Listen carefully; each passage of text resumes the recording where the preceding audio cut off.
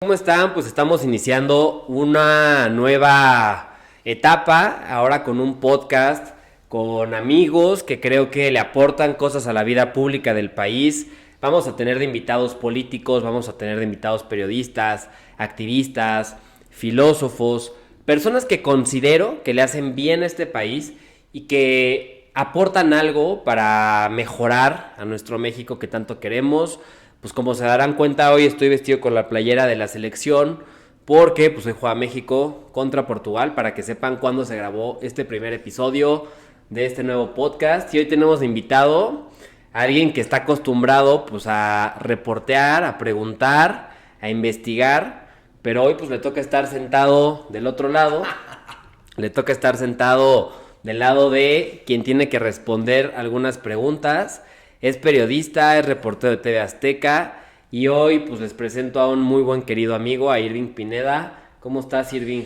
¿Cómo estás, mi querido Juanca? Primero, aplausote porque tener un espacio independiente como el tuyo, bueno, pues no se hace, pero tú que tienes un montón de seguidores, fama y todo, pues aquí estoy. Listo para responder las preguntas antes de que alguien venga y sale esta silla, antes de que un político venga a salar esta silla, mi querido Juanca. No, pues inaugurando este podcast, este espacio con invitadazo de lujo. Ustedes ya lo han visto en los hechos, en hechos, ¿no? En hechos de Azteca. En Hechos, en ADN, en Azteca 7. ¿Cómo se llaman tus programas, Irving? Mira, pues estoy en las noticias, en las 7 del 7, que es los servicios informativos de Azteca 7. Tengo un programa que se llama Esqueletos, donde hago entrevistas, lo mismo que estás haciendo tú. Sí. Y también, bueno, pues algunas investigaciones especiales, algunos reportajes que salen también en los noticios estelares de Azteca 1. Gracias. Oigan, pues vean, generalmente en mi día a día, pues platico con mucha gente. Y siempre que platico con esa gente, pues termino platicando de política. Y lo que ustedes van a ver en este podcast, pues prácticamente es que estoy grabando las conversaciones que tengo con amigos, con conocidos, con gente que voy conociendo en el camino. Y pues hoy nos toca estar con Irving Pineda, a quien yo conozco de manera personal. Este es mi hermano. Y por eso le invitamos hoy un mezcal. ¿Sí o no, Irving? Oye, sé pero que ya que alguien venga. Sé que eres mezcalero. Acá. Sí, me encanta el mezcal. No vamos a decir la marca, porque queremos que nos lleguen. Queremos que vengan aquí a anunciarse y nosotros acabamos a revisar. Aquí podría haber, miren, la marca aquí, o acá. Acá también el caballito, que queda muy bien. Claro, entonces, lo estamos empezando. Y bueno, pues, Irving, cuéntame un poco, ¿tú qué onda? ¿Qué estudiaste? ¿Por qué estás ahora en las noticias? Porque estoy en las noticias. No, hombre, no, la neta siempre me han gustado las noticias, toda la vida, desde que yo era como adolescente me gustaba mucho las noticias y siempre quise ser periodista. La verdad es que sí estoy cumpliendo un sueño de vida. Qué padre. Y la verdad es que yo empecé a estudiar ciencias de la comunicación, te soy bien honesto, en la Universidad de La Salle. No me encantaba mucho la carrera. Y como no me encantaba mucho la carrera, pues me metí a estudiar, mejor dicho, a estudiar en serio y a trabajar. Sí. Y entonces por eso que empecé un poco chavo, empecé primero en radio, luego me fui muy rápido a tele, y bueno, obviamente toda mi carrera pues ya la he desempeñado en Televisión Azteca.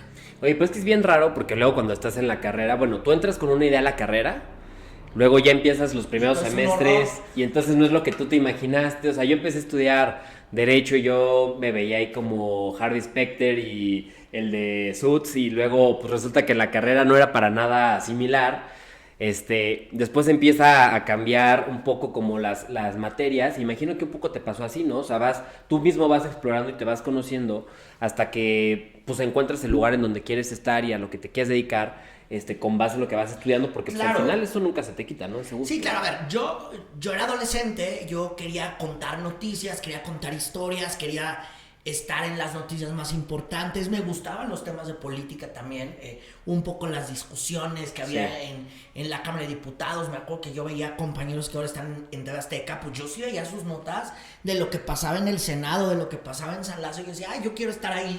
Sí. Y también me gustaba la otra parte que lo sigo haciendo, que es la de pues contar como historias de la gente, no como denuncias, como de es que aquí alguien está haciendo mal, es que aquí alguien no ha tapado el bache, es que aquí hubo tal choque. A mí me gustaba hacer eso, me sigue gustando hacerlo, Pero la carrera de Ciencias de la Comunicación, quien lo ha estudiado no me dejará mentir, pues es una carrera donde al principio no ves nada de esto. Ves las bases, obviamente, de la comunicación, claro, pero no veías nada de esto. Yo era muy rebelde, entonces yo decía, no, yo quiero hacerlo ya y como salga y como sea. Y obviamente la práctica te hace, digo, la carrera ayuda muchísimo, sí, pero creo que diario uno se reinventa y creo que diario la práctica de la comunicación es algo que diario está dando vueltas, o sea, diario va cambiando y te tienes que ir adaptando al momento. Sí, siento que un buen comunicólogo tiene que saber de derecho, de economía, claro, tienes que estar todo el día leyendo de muchísimos temas porque uno no es especialista en lo que tú sí, por ejemplo, pues tú eres un especialista en política, le sabes bien, pero porque lo has hecho mucho tiempo, porque lo sabes, tú estudiaste derecho, por ejemplo, yo no, bueno, un ratito, pero leve.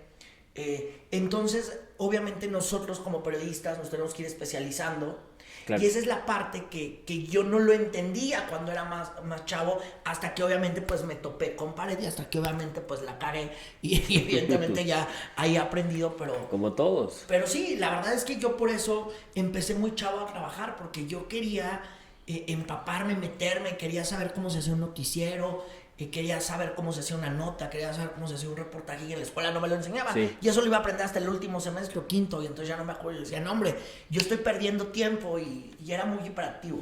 Y entonces a la mitad de la carrera te metiste no, hombre, al primer, luego a las 5 semanas. ¿Ah, sí? Sí, claro. Ah, mira, oye, pero entonces, a ver, ¿tú le recomendarías a los que estudian hoy comunicación, a quienes hoy decidieron entrar a la carrera de periodismo y eso, pues desde el inicio empezar a chambear? Yo sí lo recomiendo a los de derecho, que se metan a literalmente a buscar chamba ya, aunque uno tenga las peores ojeras y duerma 2 horas al día. También les recomendaría que, digo, ahora hay muchas plataformas digitales, digo, yo cuando estudiaba era imposible tener tu foro y todo, claro, eso, entonces también empezarle por cuenta propia, eso ayuda muchísimo. Yo también desde que yo iba en la prepa tenía mis redes sociales y ya un poco enfocadas en eso. Digo, obviamente no tan perfectas como ahora, porque bueno, obviamente pues se va mejorando. Claro. Digo, evidentemente ahora pues ya bien que mal tengo el respaldo de una empresa, bien que mal me echan la mano. Pero bueno, yo empecé en redes sociales también y lo hacía. Yo sí le recomendaría a alguien que esté estudiando periodismo comunicación que se aplique de una vez, que empiece con sus redes, que busque trabajo, que tampoco no le dé pena empezar desde abajo. Todo el mundo tenemos que empezar desde abajo porque sí tienes que aprenderlo. Y mucha gente, pues ya que llegar al top, me topo luego con muchos chavitos que casi ya quieren llegar a conducir el noticiero estelar, cuando detrás de eso hay una chamba, claro, importante y larguísima. Oye, ¿y quién era tu ídolo? O sea, ¿a quién admirabas tú cuando estabas en la carrera? O bueno, ¿qué dices que desde niño te llama mucho la atención pues ver las noticias y demás? ¿A quién admirabas tú cuando eras chavo? Más chavo. Me gustaban las noticias. Yo veía el noticiero o sea, yo religiosamente llegaba a mi casa cuando iba, sí, en la prepa y veía el noticiero de la tarde y luego, sí, me echaba el de la noche, fíjate. Okay. Yo, me echaba los dos noticieros. Entonces yo me acuerdo que yo veía el noticiero de Jorge Zarza, que tenía con Ana Binocur y Gloria Pérez Jacome, y luego veía Hechos con Javier Alatorre. Sí. Y luego me echaba el noticiero de Joaquín López Dóriga, hacía un zapping, pues. Fíjate que siento que es algo que a algunas personas nos gusta y no es tan común, o sea, en jóvenes, en niños, pero he notado este común denominador que a quienes de niños les llaman la atención las noticias, les llaman la atención pues escuchar el radio, las entrevistas, tienden a irse siempre a ser políticos, a estar abogados, o de políticos o sí, de ¿no? conductores. Fíjate. Y por ejemplo, yo me acuerdo cuando estaba igual de niño. A ver, ¿a ti qué te gustaba de niño? Pues no, es que me acuerdo mucho que, por ejemplo, camino a la escuela, mi papá ponía las noticias y ponía, recuerdo bien, a Gutiérrez Vivó. Monitor FM se llamaba, sí, ¿no? Monitor FM que se hacía en MBS. Escuchaba tanto. Donde yo también alguna vez trabajé, en el 102.5. Y yo escuchaba y escuchaba a Loret, bueno, veía a Loret de Mola, porque Loret de Mola estaba en la mañana en Televisa. Noticias. Sí, y los veía a Javier Alatorre, me llamaba mucho la atención, a ver, ni entendía, pero por ejemplo en el radio yo escuchaba las noticias y como este ruidito así como del radio, ¿no? Sí, el his que le llaman. Y fíjate, yo decía, toda la gente que está en radio, toda la gente que está ahí, pues es gente importante, gente inteligente que debe saber qué está diciendo, ¿no? Sí, claro. Hoy cuando a mí digo, tú me has invitado a tu medio muchas veces, muy agradecido siempre, me han invitado a varios y siempre recuerdo eso de niño y digo, órale, pues a lo mejor y pues ese era como que Ese era el un destino, ¿no? Estar Sí, ahí claro. platicando y me da mucho atención de niño, pero mira, pues tú también. Yo también, yo veía los noticieros, o sea, yo me acuerdo que iba en la prepa y veía los noticieros Sí. religiosamente. Me acuerdo cuando se cayeron las Torres Gemelas, yo decía, wow, es que yo quiero estar o en las Torres Gemelas o en el estudio, ¿no? Y fíjate, yo las Torres Gemelas lo relaciono muchísimo, no sé por qué, con Javier Alatorre. Porque o sea, lo Javier relaciono, estuvo pero muchas horas, cañón. Estuvo muchas horas. Sí. Digo, ya revisando luego en Azteca, pues fue una cobertura de 14 horas en Televisión Azteca, ¿no? Órale. Y en Televisa igual, se echó una cobertura también de 14 horas, mínimo. No, está cañón. Y luego, por Tengo ejemplo. más presente, digo, el archivo de TV Azteca, porque obviamente trabajo ahí y alguna vez sí lo busqué, ¿no? Dije, bueno, ¿qué hicieron? Oye, a ver, por ejemplo, y tú ahorita que dices eso de que una cobertura de 14 horas y eso, ¿qué tan complicado o cómo es el proceso cuando tú quieres ir a cubrir una nota, digamos, que está álgida en el momento? Por ejemplo, cuando un presidente gana la elección presidencial, valga la redundancia, ¿cómo es? Tú puedes estar en ese momento obviamente cubriendo, pero a lo mejor tú tenías otros planes y pasa una noticia y ¿qué onda? Mira, hay dos formas. Hay una cobertura que es el breaking news, que es literalmente la última hora, que tú no sabes qué va a pasar, pero que ya pasó y que ya te chingó el día.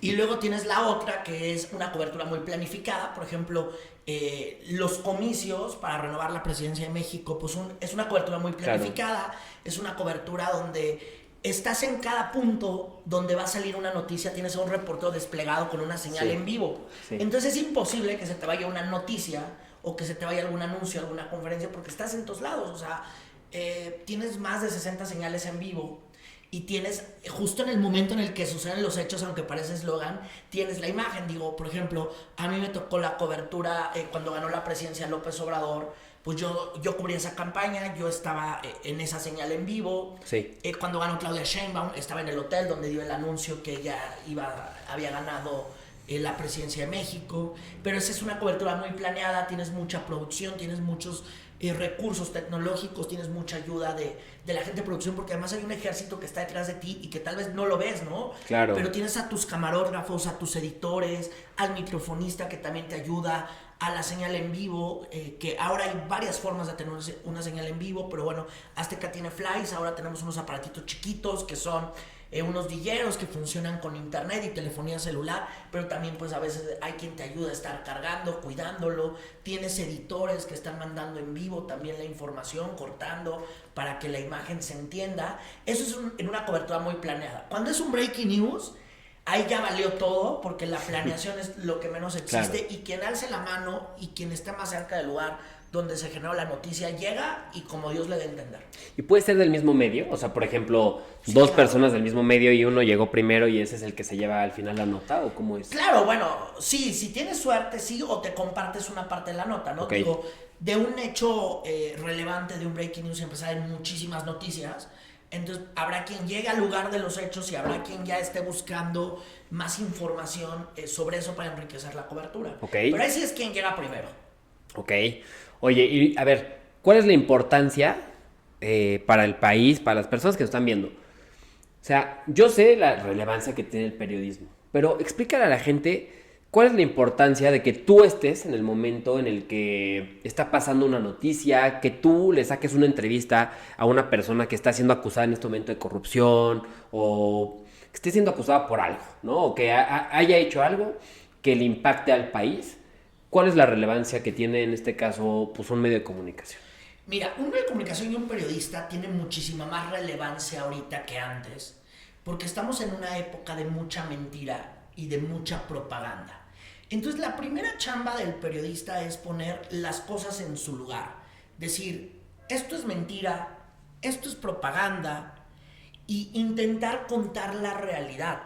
Nuestra función es contar un hecho y contar la realidad para que la gente tome su mejor decisión, para que la gente pueda ir calificando y pueda ir dándose cuenta de lo bueno, malo o peor que está el país, sí, o lo bueno y lo malo que hay en tal materia, en tal rubro del país, o inclusive hasta para educar. Nosotros a veces también como periodistas tenemos que educar, y me refiero con educar es a informar de los riesgos, de las ventajas y de los beneficios. Y no estoy hablando de política, ¿eh? Uh-huh. Estoy hablando, hoy te puedo decir que uno como periodista puede informar de un chip que se pone para medir la glucosa, que te lo pones cada 15 días, que te lo quitas, tal, y cómo hacerlo. Eso es educar. Sí, claro. Digo, no me estoy metiendo en política. Ahorita hablamos de política.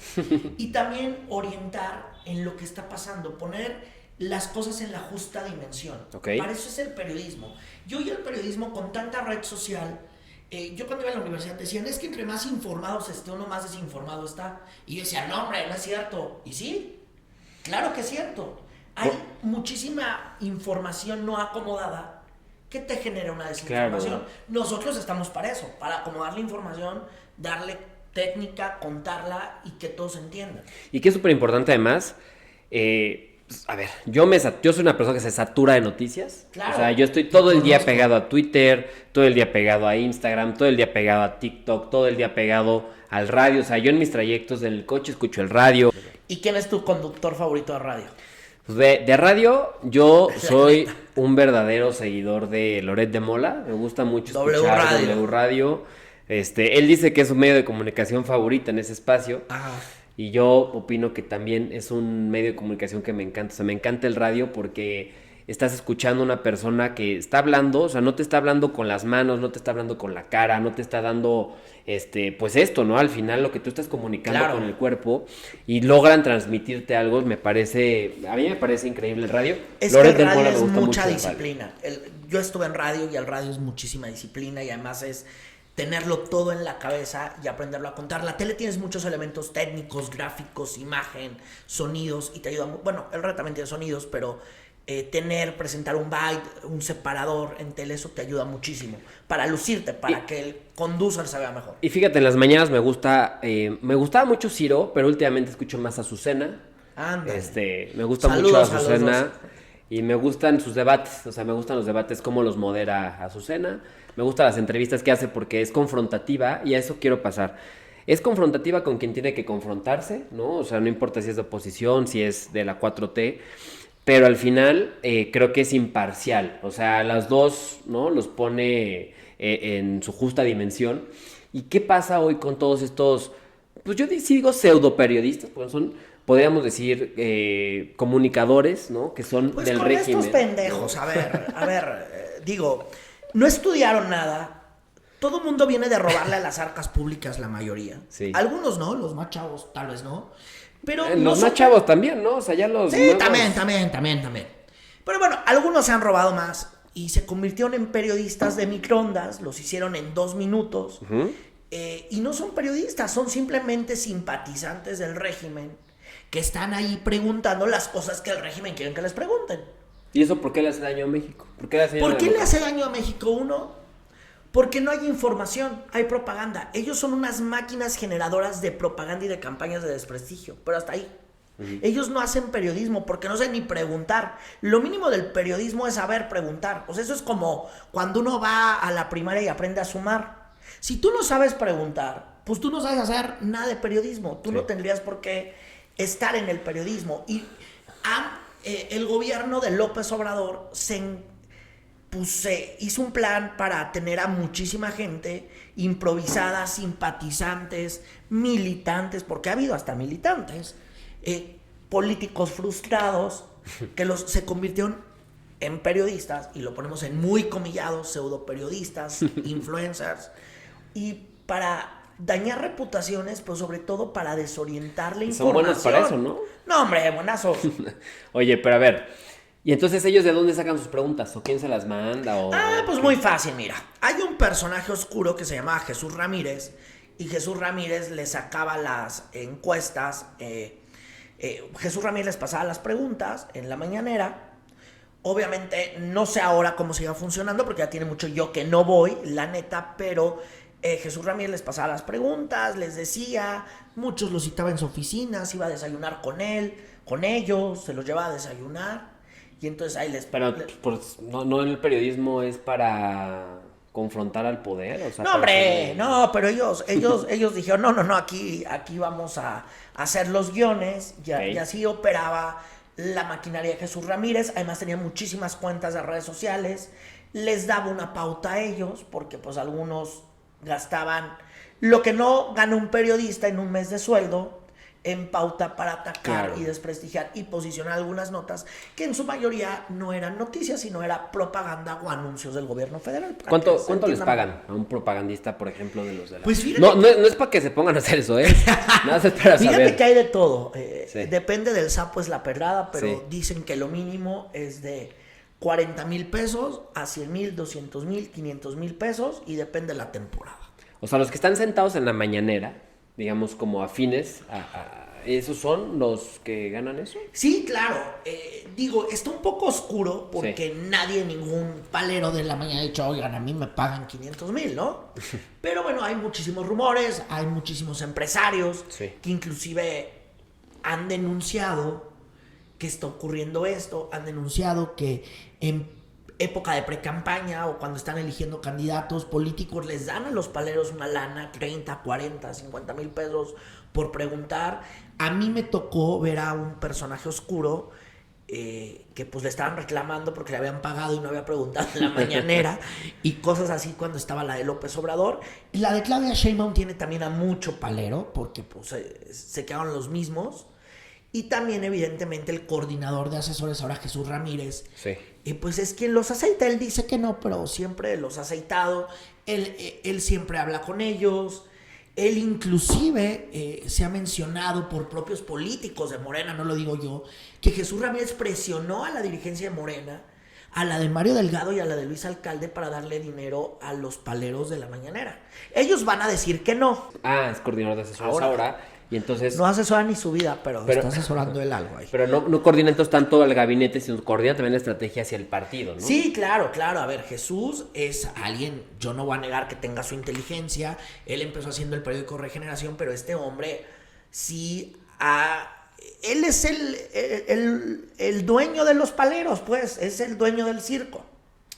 Oye, pero entonces, o sea, él tira la línea. Él tira línea, sí. Él va a decir que no. Si tú lo invitas aquí, él va a decir que no rompe un plato, pero él es el que da la línea, él es el que permitió la entrada de tanto palero a la mañanera. Él los trataba como reyes. ¿Y a ti te tiran línea o no? No, hombre, no. Mira, todo medio de comunicación tiene una línea editorial inspirada en algunos principios. Sí. Nosotros tenemos una línea editorial en TV Azteca que parte del principio de la libertad y parte del principio de informar con respeto y con valores. Sí. La empresa donde yo trabajo cree que hay valores y cree que también la gente tiene derecho a desarrollarse profesionalmente y la gente tiene derecho a una prosperidad incluyente.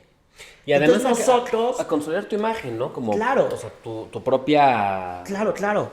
Entonces, nosotros, nuestras noticias tienen esa línea editorial, que es la libertad, abogar los temas de libertad, de ataque o de favor a la libertad, nos parece que son relevantes. Nos parece que el tema de la prosperidad incluyente es algo relevante, es algo que tenemos que comunicar, y nos parece que la gente que tiene valores los tenemos también que comunicar y los tenemos que poner en la pantalla, pero también tenemos que poner en la pantalla a la gente que tiene antivalores. Claro, y se me hace rarísimo. Eso es lo que hemos hecho. Y se me hace bien raro porque...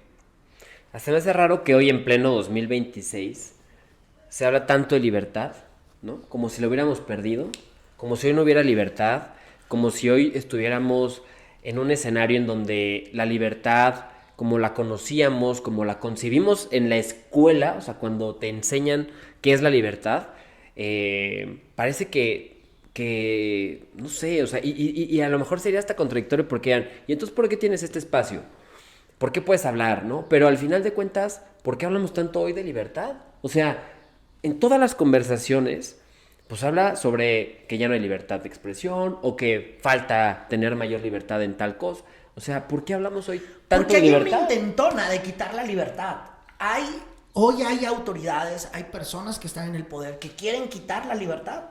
Yo estoy convencido de que hay ciudadanos, que quieren tener la libertad, tengo que ser libre, pero hay políticos que no les gusta la libertad y lo hemos visto muchísimo. O sea, hemos visto cosas muy delicadas que creo que las tenemos que reportar, más allá de si trabajar en televisión azteca o no, pero cosas tan delicadas como que hay políticos influyentes de Morena que quieren coartar la libertad. Ejemplo, la mañanera. La mañanera está secuestrada por personajes, por paleros afines al régimen. ¿Se puede hacer periodismo ahí? No, no se puede. O sea, no puede ir cualquier periodista a preguntar. A ver, yo te reto a que cualquier periodista, que sea Juan Sin Medio, que sea independiente, como todos los que van, que no escriben una nota, que no saben ni escribir una nota, que no tienen ni un blog para escribir una nota, que no hacen nada más que estar quitando el tiempo ahí, te apuesto a que si tú no eres de ellos y vas así, déjate pasar la mañana, por supuesto te va a decir que no. Y tienen secuestrada la mañanera, que en teoría es un ejercicio de rendición de cuentas. Pues, Claro. segundo ejemplo. Adán Augusto López, el cadenero del Senado de la República. Adán Augusto López le quitó a los reporteros del Senado la libertad de estar en el pasillo para poder dialogar con los senadores. Les quitó una sala de prensa En lo que tenían estaba el ahí. Chacalódromo, ¿no? Ajá, ¿Ya en no el estaba ahí? No, Adán Augusto López le quitó a los periodistas la posibilidad de estar ahí. Sí. Les quitó a Adán Augusto López, cuando era el jefe de la bancada morenista, la posibilidad de estar en algunas oficinas. El señor Adán Augusto López bloquea los elevadores para evitar que lo cuestionen, para no rendir cuentas. Sí. Ahí está otro ejemplo. Otro ejemplo. Un activista como Miguel Alfonso Mesa saca, en la época en que se renovaron en la época en que hubo campaña para renovar las autoridades judiciales, que una señora que se llama Silvia Delgado, ella en su hoja de vida trabajó con Joaquín El Chapo Guzmán y luego se le antojó ser candidata a jueza, porque pues supongo que ya no tenía trabajo con el Chapo, porque el Chapo ya lo había encarcelado en Estados Unidos. Y entonces el activista dice, oigan, esta señora es riesgosa, porque era la abogada del Chapo y la señora ahora anda campañando con la bandera de la libertad y con la bandera de buena ondita, cuando ella, pues en su hoja de vida fue abogada del Chapo Guzmán. Tal vez fue muy buena abogada. ¿Qué hizo la señora? Pues se enojó.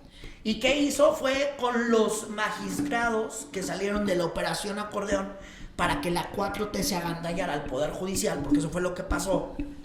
Y la señora le tiene que pedir disculpas públicas. Miguel Alfonso Mesa le tiene que pedir disculpas públicas a la señora. Sí, que fue y la... casi besarle las patas. O sea, entonces eso, pues no es libertad. Hay muchos indicios de que ellos quieren quitar la libertad. Son hechos que ellos hacen. Cada que estos de Morena, algunos de Morena, porque tampoco no son todos, hay gente respetuosa, sí, como en todos los partidos políticos, sí, hacen eso, pues uno dice, oye, ¿qué onda? O cuando ves a un morenista que anda ahí visitando el palacio de Nicolás Maduro, cuando Nicolás Maduro estaba en su apogeo, o cuando está besándole las patas a Miguel Díaz-Canel, pues uno dice, oye, ¿qué onda, no? Y a ver, o sea, está raro. Tú estás enterado de todo esto. Yo creo que mucha gente está enterado de lo que acabamos de platicar. Claro. Pues porque lo escucha, esa es la relevancia que tiene un medio de comunicación, ¿no? Pero... Porque lo denunciamos. Ya está todo perdido. O sea, ya no hay manera de acabar con eso, de devolverle al periodismo esta libertad, de permitir que los activistas puedan hacer el activismo que México merece. A ver, le acaban de quitar a varias fundaciones el derecho de recibir donaciones, ¿no? O sea, ser donatarias. Claro. Eso me parece, pues, muy raro, porque, por ejemplo, ¿a quién se lo quitan? Mexicanos contra la corrupción. A los que investigan. En Morelos, por ejemplo, Morelos rinde cuentas, ¿no? O sea, los que investigan. Morelos rinde cuentas. Los temas de corrupción. Investigaba también. Investigaba en Morelos. Es muy similar a Mexicanos contra la corrupción. Y eso me parece raro, porque entonces es como... A ver, el gobierno no te va a investigar a ti mismo, ¿no? O sea, ¿quiénes te quedan? Pues este tipo de organizaciones, ¿no? Un Miguel Mesa, que ojalá lo podamos tener aquí también después, pues pierden esta libertad, como tú dices, ¿no? De hacer un ejercicio que al país le sirve, que a los ciudadanos le sirven, ¿no? Sí, claro, a ver, nos sirve mucho, nos sirve a todos conocer la información es poder y que tú puedas cuestionar al gobierno, pues para eso nos sirve. Ahora, no creo que todo esté perdido. Yo creo que el ciudadano tiene que ser consciente de lo que está ocurriendo y tiene que saber lo que está pasando y tiene que denunciar. Claro. Y creo que los periodistas estamos para eso, para cuestionar el poder y para denunciar. O sea, yo sí creo que un periodista tiene que poner en su formato de noticiero o en lo que haga o en el espacio que tenga, decir, oigan, estas cosas las tengo yo que señalar, porque si yo no las señalo, esto se va a poner peor. Sí. Yo sí creo que esa es la responsabilidad de uno, porque no está bien. En un país democrático, el querer callar a las voces que critican no está bien. No o sea, está no bien. es un asunto de nosotros, o sea, es un asunto de ellos. No, claro. Y además, a ver, no está bien porque al final no estás inventándose. Es decir, No, hay datos eres duros. cuando eres poder, tú tienes la posibilidad de modificar o alterar un poco la realidad o lo que está sucediendo, ¿no? Sí, claro. Pero cuando eres un ciudadano, cuando eres una minoría, ¿no? Que no tienes el poder, pues justo los medios de comunicación y de nada, pues al final tú estás en una desventaja, ¿no? O sea, quien tiene la ventaja en este momento es el poder.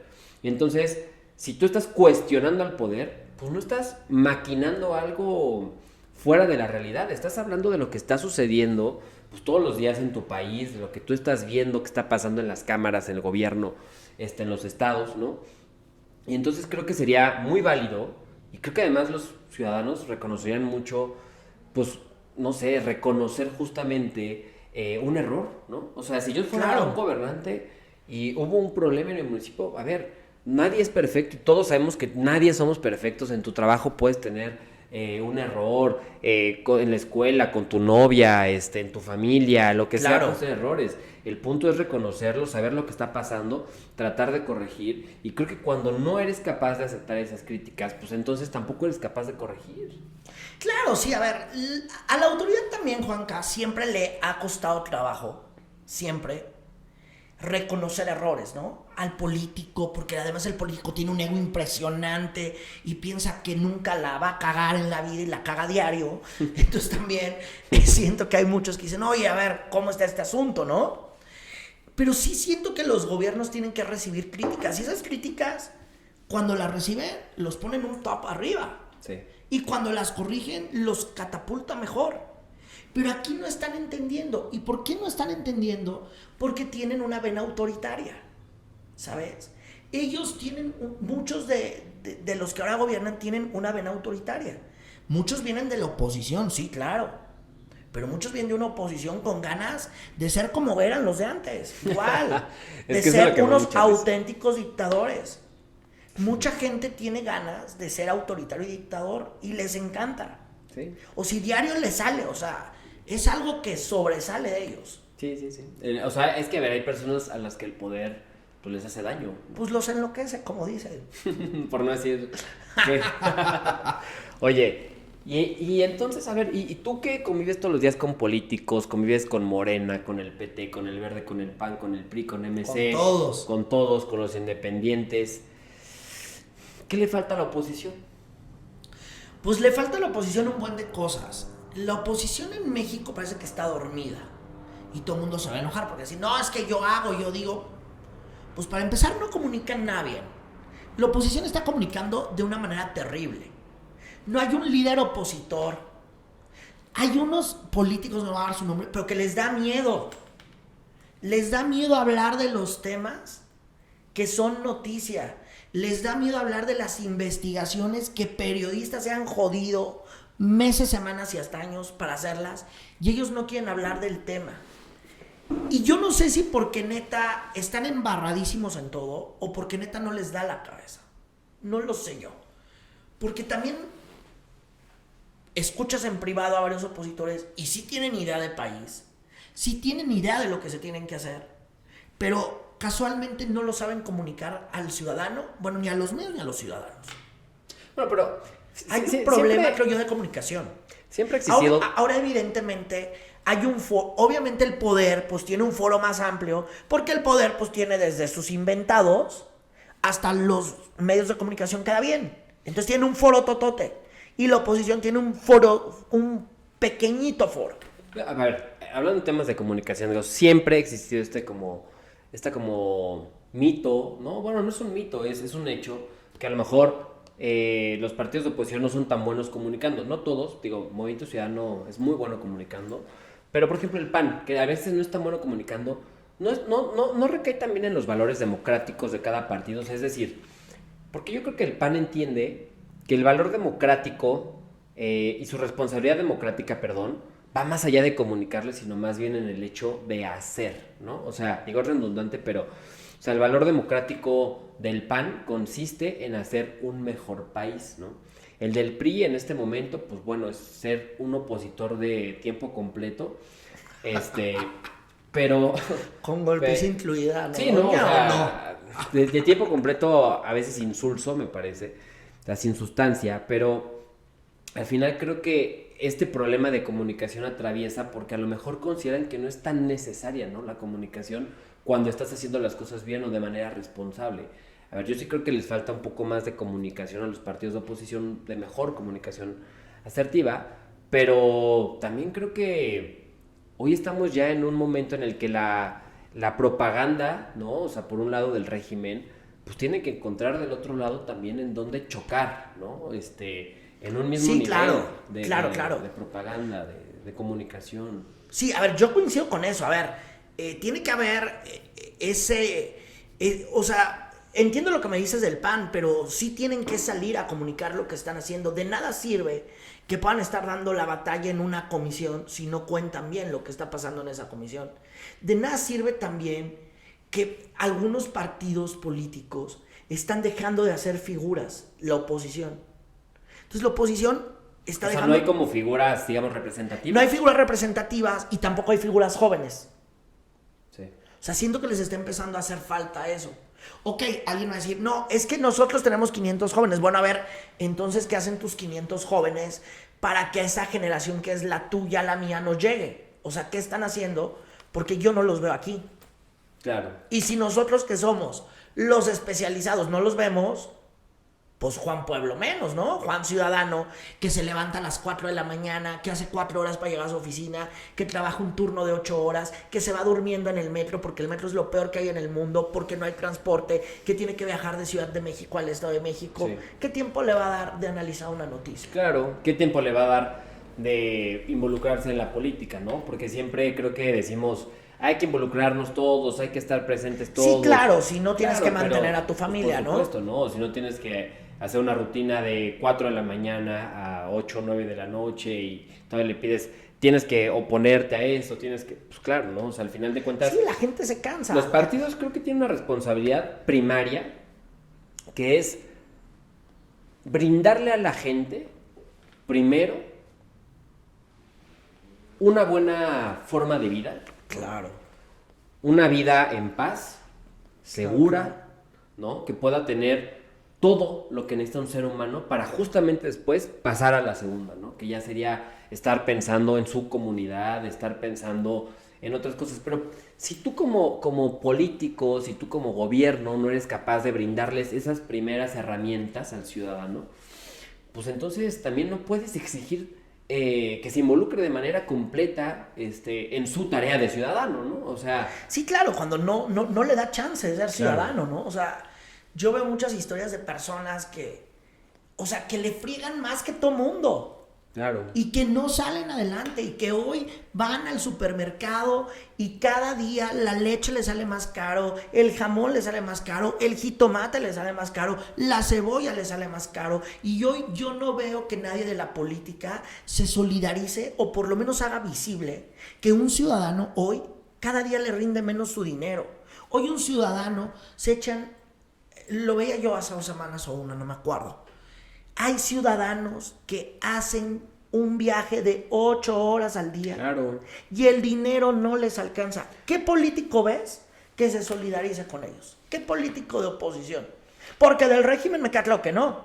Porque del régimen usted está loco y disculpen, usted fue a comprar al tianguis más caro de la vida y eso le pasa por intentar ser fifí. Ese es el discurso oficialista, el de cerrar los ojos y no reconocer nada. Y el discurso opositor, ¿cuál es? ¿Cómo se van a solidarizar con ellos? Ese es el que necesitan construir, ¿no? Ajá. ¿Por qué no sale alguien y dice, oigan, esto está mal, esto no tiene por qué ser así? Porque podrían inventarse 500,000 temas de por qué el precio hoy, pero hoy también no hay, hoy también los precios están más altos, sí, El tema de Medio Oriente, sí, te compra algunas cosas, pero también los precios están más altos porque hoy en México no se generan empleos, porque hoy en México no hay confianza para invertir. Hoy mucho empresario dice, pues como estos güeyes están locos, pues mucho gusto, que Dios los bendiga, yo no vengo y pongo mi lana en México. Hoy, ¿qué opositor ves que diga eso?